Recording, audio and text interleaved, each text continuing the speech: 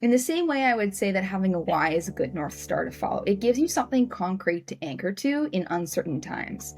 So it's like if you're, for example, like me right now, looking for new work, pivoting my career, I'm like, I gotta go back to the basics of like, well, what am I really good at? Kelly Trach is a powerhouse entrepreneur, business consultant, and author of the transformative book, P.S. You're a Genius. Real grip on the inner critic is a forever practice for me. It's something I talk about that in the book. There's sort of the how to find your genius and then how to overcome the doubts. With her keen ability to turn abstract ideas into thriving businesses, Kelly is the go-to expert for individuals looking to bring their visions to life. To try my hand at building a startup because I kind of always had the dream of being an entrepreneur, and I figured, well, why not? Before we let the stories of the past shape your future, it would mean the world to me if you could follow us or subscribe on whatever platform you're listening to us. Enjoy the conversation. So, without any further ado, Brandon, let the stories of the past shape your future on the Quoting Life podcast. As for one of our traditions, the first question we always tend to ask is, what are your humble beginnings and what are the key moments in your life that made you the person you are today? And I know through your story, you've often mentioned your 3 startups as this, such a learning curve for yourself. And I'd love to hear more about it. And what did you take away from those failures? Or is there anything else we should know about your earlier days? Yeah, for sure. I feel like I definitely had humble beginnings. I feel like everybody starts off really at square one, and I've quite often found myself back at square one over the years, rebuilding and restarting, but sometimes that's just a part of life and what makes things interesting and fun. So after graduating from UBC, I had 2 job offers and I wasn't too stoked about either. I had my heart set on a role because I studied in marketing at Sauder. I had my heart set on a role at Lululemon or Arc'teryx or Mount Implement Co-op or Nature's Path or Vega, something local that was more cool and sexy, and something that I felt excited to market. And I didn't get job offers at any of those companies. The 2 offers that I got were for products I didn't really feel like marketing and wasn't stoked to show up for, which is hard when you are a marketer and at the end of the day you're in charge of figuring out ways to sell something. So I turned down my job offers and moved to the Bay Area to try my hand at building a startup because I kind of always had the dream of being an entrepreneur, and I figured, well, why not? I'm young. I'm never going to be in this position where I'll have no mortgage, no responsibilities. I'm making $0 anyways, coming out of school, so I might as well try. And I was in a pre-accelerator program in the Bay Area, and startup 1, 2, and 3 all failed. They were all really different than what I do now. They were kind of focused on trying to make organic food more accessible to the 99% and not just the 1%. So the first platform was supposed to be like a Whole Foods meets Costco subscription model, very similar to what Thrive Market is now. Back when subscription wasn't cool, this was 2016. It was just starting, but it was still a new kind of thing. And I was trying to build that out for the Canadian market, which was super logistically hard because Canada is very spread out and the cost of shipping and logistics is just tough and expensive. So that didn't work. Startup 2 was about reclaiming ugly food. So that was if you think about there's grade A produce that's, pretty apples that sell, and then B and C that gets turned into jams and wine. So that was how can we take that and sell that at a cheaper price? That also was tough logistically. And then the third was actually a fintech platform because I noticed that people were having a hard time being able to buy this food. If you lived in a food desert and you couldn't use your food stamps cards online, and the nearest maybe grocery store place to get food would be a 7-Eleven, and they couldn't access something like an Amazon Fresh. I was like, well, how could we build maybe a software that would let people use food stamps cards online, which is now the SNAP program called in the US. But yeah, that was tough because you're working with the government, but that is actually now online. I had ended up giving some of my work and research to another company doing similar stuff. But yeah, those were the 3 startups, and they all went nowhere. They were all great ideas, I will say. Great ideas, and I'm proud of every single little idea, baby. But yeah, for one reason or another, I wasn't the right person to bring them into the world, and I couldn't get the traction to get them off the ground. But taught me so much. So that was sort of the early start of my entrepreneurial journey, and some humble beginnings, failing and fumbling around and getting a lot of things wrong and screwing up, but learning lots. There's something me and Brandon spoke about with one of our guests the other day, and it was this idea that Kelly, you do seem to have it figured out. I think you've definitely maybe gotten that compliment in the past. And when we were talking about that guest, they've also were that type of person that seems to have it figured out. And what we realized is that in order to have it figured out, you actually need to be fully comfortable with failing. And I'm wondering, is your failures in startup allowed you or enabled you to have that foundation in place where you were like, it's okay to fail. Like, I'm not going to die at the end of the day. And that's what enabled you to go and take your career to the next level. Yeah, well, firstly, I'm very grateful that on the outside it looks like I have things figured out because I feel like on the inside it really doesn't. I honestly am always trying to be like, oh my gosh, how do I plan out the next like decade of my life and where am I going from here? So I feel like I'm grateful that it presents like I know what I'm doing because sometimes I think with every person on a journey, you're always trying to look for what's next. So I will take that compliment. I'd say, though, I am very good with failure. I would say I feel like when you are trying things and it doesn't work out and you see that you are okay and you didn't die and life still goes on and nobody really notices that closely, you're like, oh, okay, I can take more chances and I can take more risks.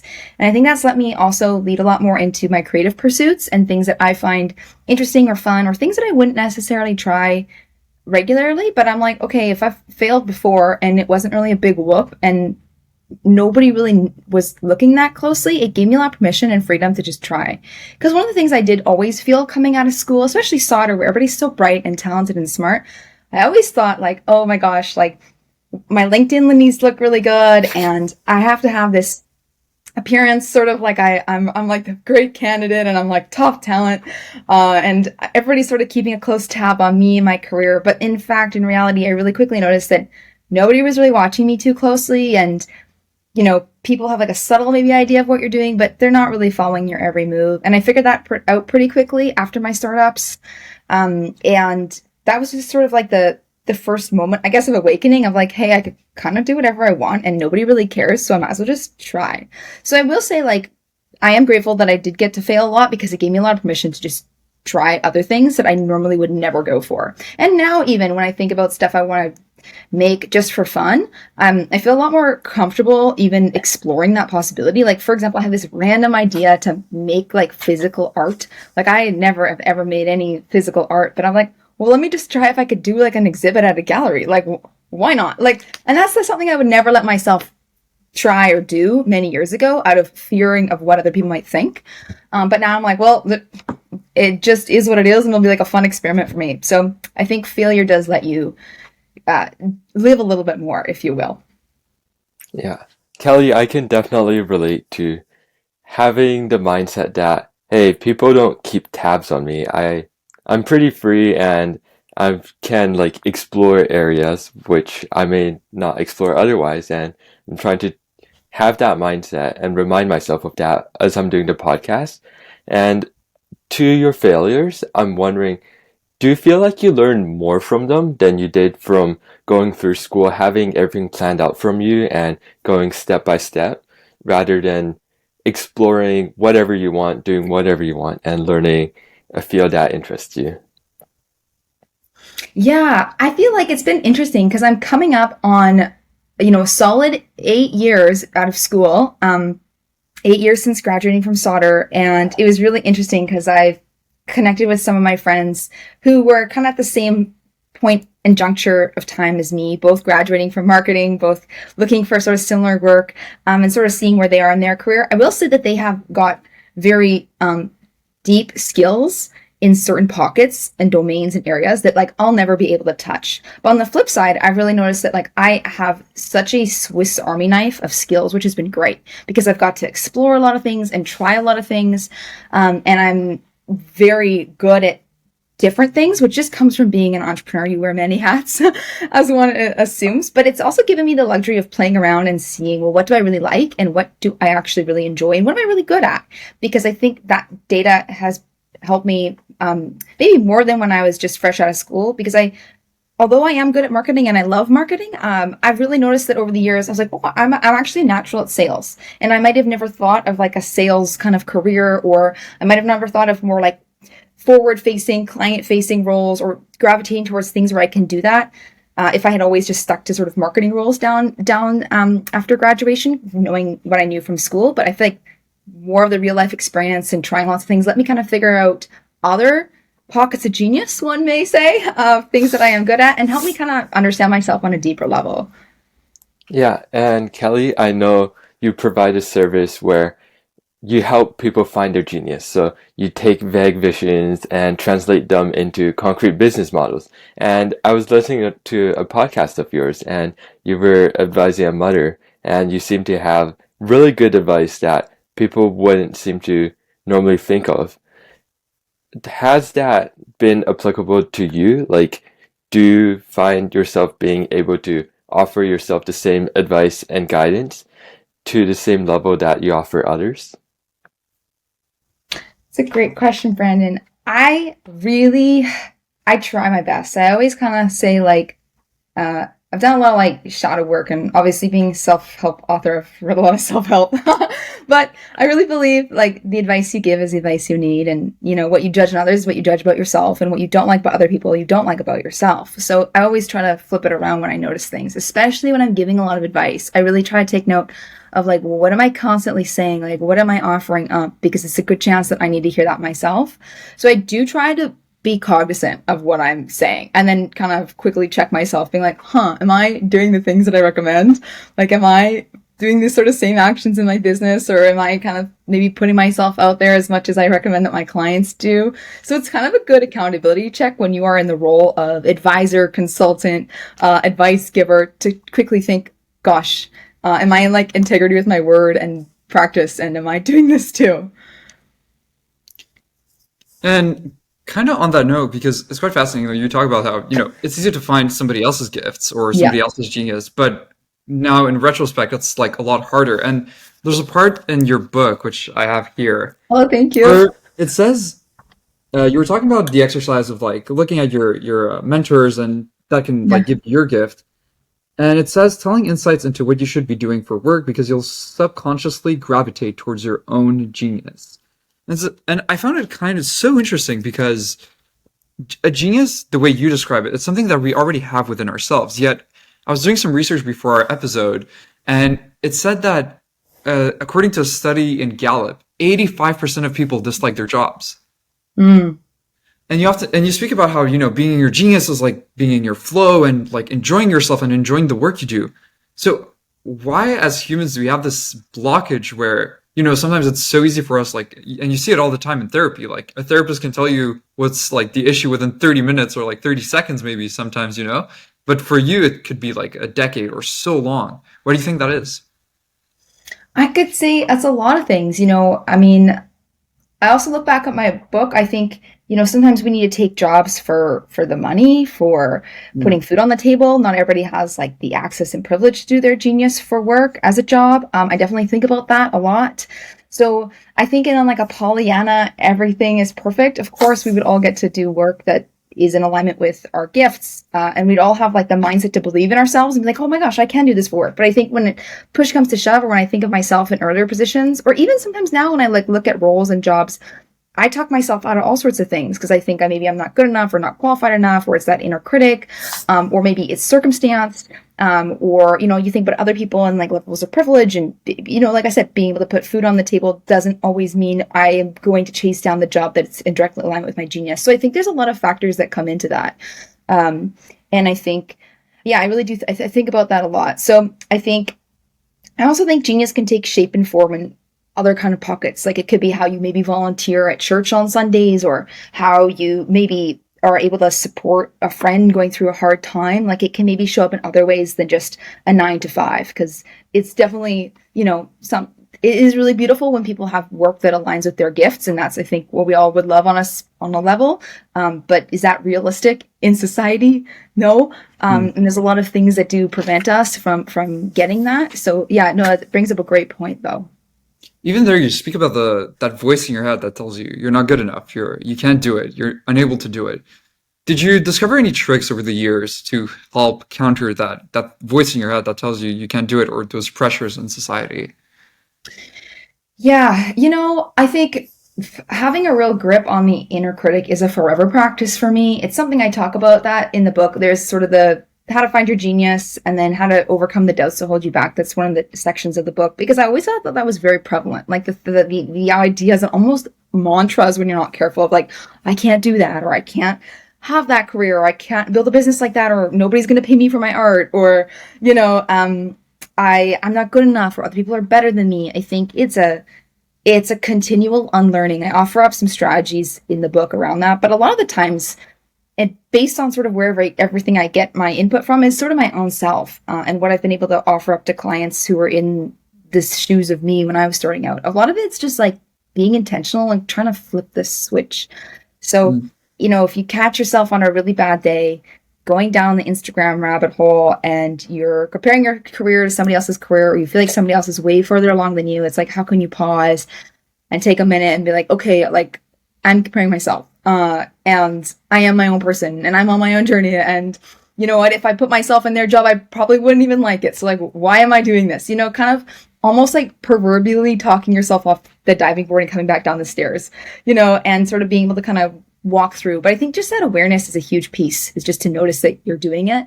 That's always been the most helpful for me, is kind of catching myself when I'm in one of those fear or shame spirals, and just being aware that that's sort of going on in my head. And then maybe step 2 of trying to sort of flip the script around and having a little bit more positive self-talk. And that is just, that's hard and it takes time, but just catching yourself in the moment, I find, is always like a good little break. Yeah. And Kelly, so for me, when I go outside, go for a hike, and be in nature, I'm better able to think about myself, reflect back on what I'm doing and where I'm headed to. Do you have a place like that where you're able to take it slow, think about yourself, and redirect the way you're headed? Yeah, that's a great point, Brandon. I've always sort of found a little like solace near the ocean, especially if I can kind of get away. Everybody's always like, well, if I could get away for a week, it would like solve all my problems. I know I'm so guilty of thinking that sometimes, but I like to always like flip the script when possible. I always call it inverse thinking, like just flipping everything on its head. So it's also, I'm also like, how could I challenge myself and like take this 1 hour of free time that I have, like drive down to the water, like leave my phone at home and like find some peace there, instead of being like, I need this big vacation to kind of get away from things to figure it out. So I think like making those sort of pockets of time when you do have them can be really helpful in tiny, simple, accessible ways, like the forest for you, Brandon, or for me, it's like down by the water, ideally with no phone, no access to like Gmail, or the Gmail app on my phone that I'm going to get distracted by in like 2 seconds. And just sort of time to be with myself and sit and think. I feel like it's a lot clearer to hear, like just sort of hear your own inner wisdom or inner guidance, or just be more self-reflective. I think that sort of stuff kind of comes best through silence, or through something a little bit more meditative, like a walk, or sitting kind of somewhere quiet. But something, I always feel like it's a quiet space where you can hear your inner voice. That's how it kind of comes for me. Mm-hmm. And Kelly, you seem to have been pursuing a bunch of things, and you're always working on something.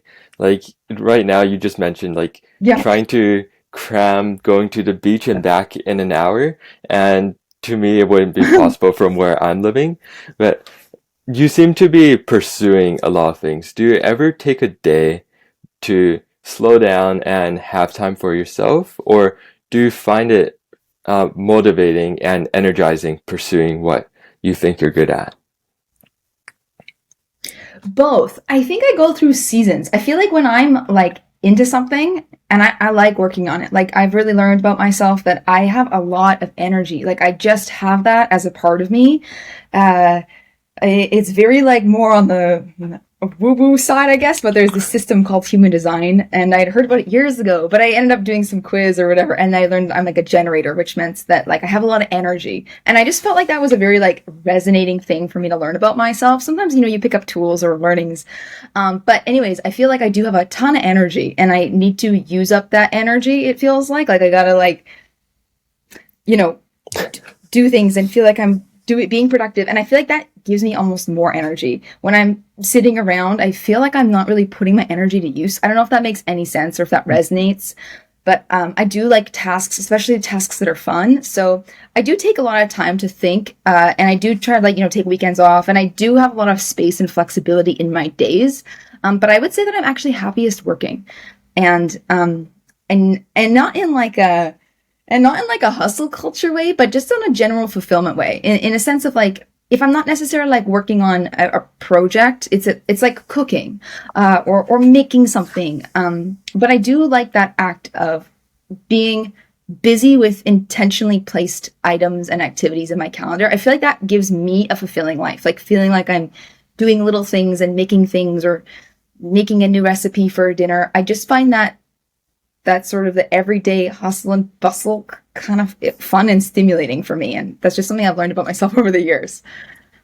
I think I definitely resonate with that because I even just recalled back in time where I felt like a week where I was like really down or sad, and I've kind of realized just I wasn't doing anything, and just being able to do something and keep your brain active. Sometimes it's such a great way to just get your mind off of things, and then you actually realize it's way more fulfilling. And I'm sure you resonate with that as well. Going back a bit to your genius, I'm wondering because you speak about how you kind of do other things as well, and you try to explore. Is your genius set in stone, or is it something that can evolve, and does it evolve over time? I think it evolves. I thought about this long and hard when I wrote the book. I think people change, and you're kind of never on a never-ending journey. I do feel like there's sort of key factors about everybody. Kind of like your personality is pretty set, for a lack of a better word, like kind of how you were at the age of 5 is probably similar to how you are now. So of course there's going to be baseline traits and ways of being that are consistent over a lifetime. But I think gifts can really shape over time, depending on what you're doing for work, depending on where you're kind of finding flow. I think that can change. But I do think the base is pretty consistent, where if you compared yourself today to who you were at 5 and what you gravitated towards and what you were interested in and how you had gifts and talents, I would say that there would be definitely some overlap, but also some room to grow and shift and evolve. It was interesting because I was listening to podcasts, and it was Harley Finkelstein, the president of Shopify, and he was saying how his mentor sent him to law school because he said, well, I know you don't want to do anything that has to do with law and you want to be an entrepreneur, but going into law will give you a different skill set that you'll be able to combine with some of your other talents or gifts. And I mean, he's nothing short of an unbelievable human being.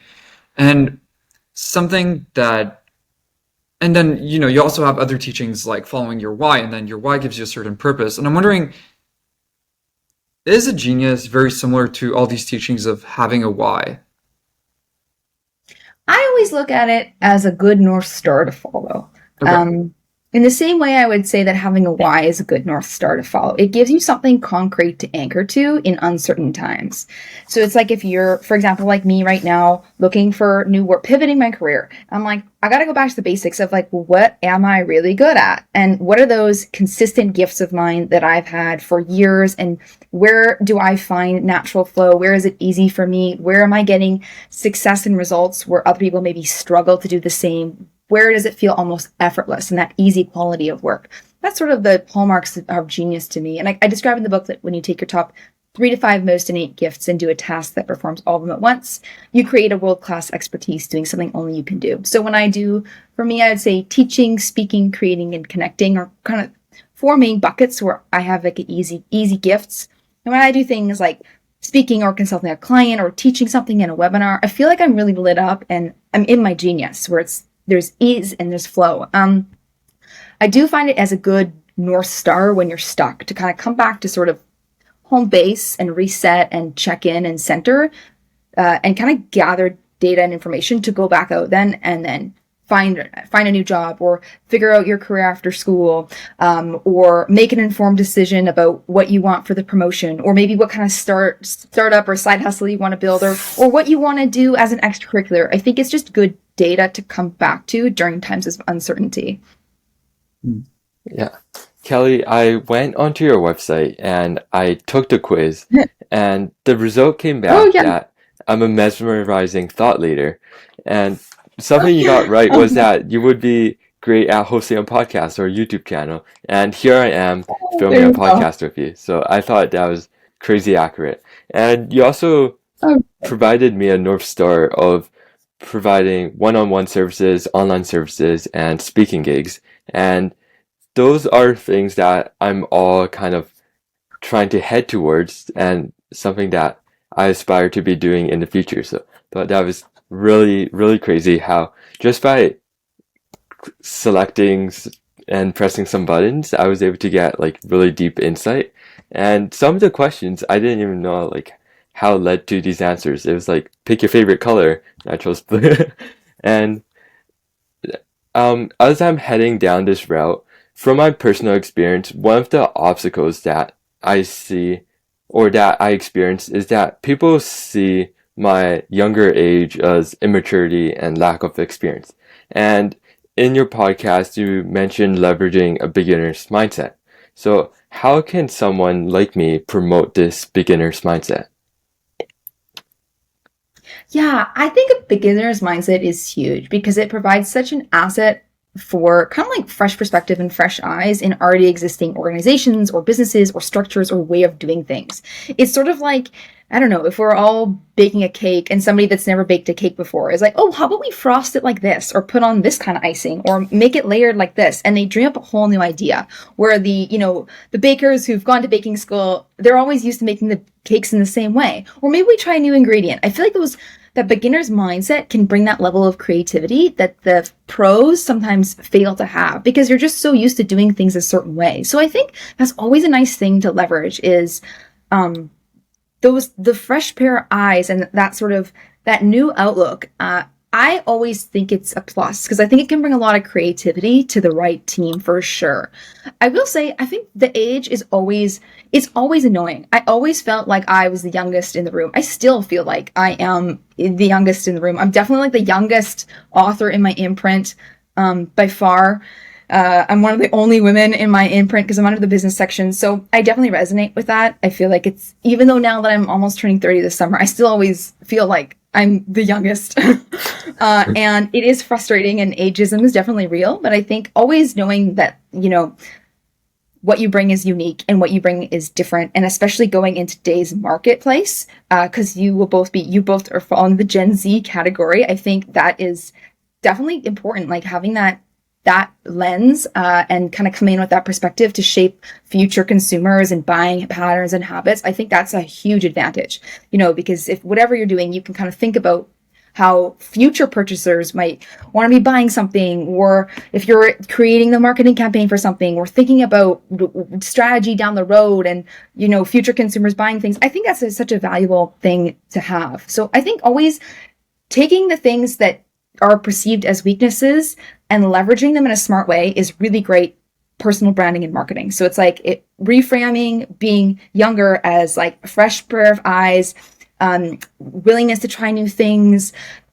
bringing the Gen Z outlook, bringing kind of like skills that you have that maybe other teammates don't if they're more skewed on the older demographic. Maybe it's like being much faster with like, oh my gosh, I sound so old. I'm like being much faster with computers. But you know what I mean? You're like, if you're like a TikTok making whiz, like leverage that because the people, who are hiring you that maybe is like 45 is not going to be as good of a TikTok making whiz as you. So it's like play to those things and think about what do I have that's really special at my age and at my skill set, and what do I know that maybe they don't know, and really remember that that's an asset because it really is. I feel like especially in today's marketplace, especially with like social media and how fast consumer trends shift, I feel like it's honestly such a huge asset. And sometimes I even see I also think about like going towards the things that also sort of want you back, like that energy of choosing the things that are sort of choosing you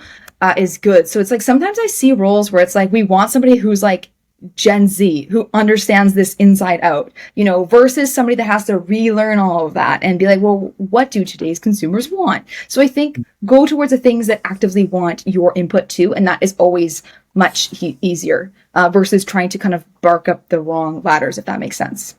Yeah. And Kelly, as a tradition on this podcast, the final question we'd like to ask our guest is to get their insight on a quote left by the previous guest. So this guest taught at Queen's University, and the quote goes, "Do something today for yourself and others that your future self will thank you for. What are your thoughts? I like that. I like that quote a lot. I think this idea of like, what would my future self thank me for is really powerful, because it's almost like, even if it's just tomorrow's version of you, it's like, what would tomorrow's version of me be proud about? Even if that's like getting the laundry done early or meal prepping something if you know you have a busy day tomorrow. I think those little things can be really powerful, especially, in the world of like atomic habits and like habits and thinking about your day to day. I think that's just really powerful, even in the small ways. I really like that quote. And also thinking about, I've also been thinking, I know this was a part of the question, but this isn't my quote, but I do think about the quote often of somebody had heard it on a podcast, but this concept of choosing the bigger life. Like when you're at a fork in the road and you could kind of play small and settle, or choose the bigger life and choose sort of something cooler or more exciting or more enthralling and enticing, choosing the bigger life. And I think that quote really reminds me of that concept of, if my future self was living out X or Y dream, how could I choose choices today in the present moment that would help me pick the bigger life down the road, that I would be grateful for looking back, like on my deathbed, that I like went for the things and I did the things, or I moved, or I whatever, took that random job, or said yes to that random coffee date, which led me down here. Choosing the bigger, more interesting life, I think, is always a good thing to do when in doubt. So I like that quote. And those are my 2 cents about it. Well, Thank you so much for coming on, Kelly. Oh, yeah, of course. It's my pleasure. I love both of your questions, and your podcast is fabulous. So best of luck with everything. And it was such an honor to be a guest. Thank you so much for making it to the end of this episode. As a growing channel, it would be so amazing if you would take 1 more minute of your day to reshare this episode on any platform you're liking. Hope to see you next week.